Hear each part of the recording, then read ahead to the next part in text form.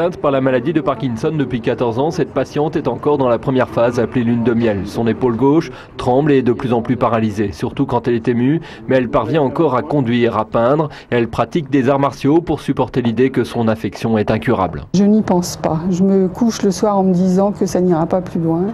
Et je crois beaucoup au mental, à la puissance du mental. Et en tai chi, en qigong, je travaille là-dessus aussi. Aujourd'hui, des symptômes comme la perte de l'odorat, l'agitation pendant le sommeil et les constipations très sévères sont des signes annonciateurs de l'affection neurologique.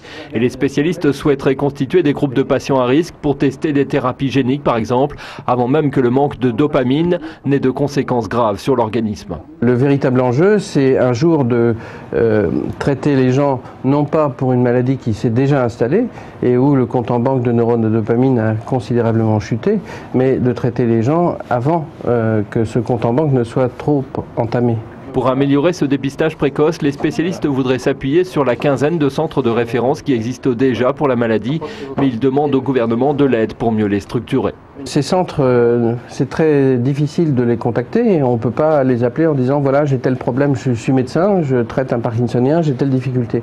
Or le parkinsonien qui va à l'hôpital parce qu'il s'est fracturé une jambe, si on change son traitement, si on lui administre certains médicaments, ça va aller très mal. Donc ce qu'on demande pour ces centres, c'est des systèmes d'appel téléphonique qui permettent d'accéder directement à l'information. Les médecins demandent également des moyens pour améliorer la formation des infirmiers et des rhumatologues qui participent au dépistage, mais aussi et surtout des patients pour les aider à mieux affronter leur maladie.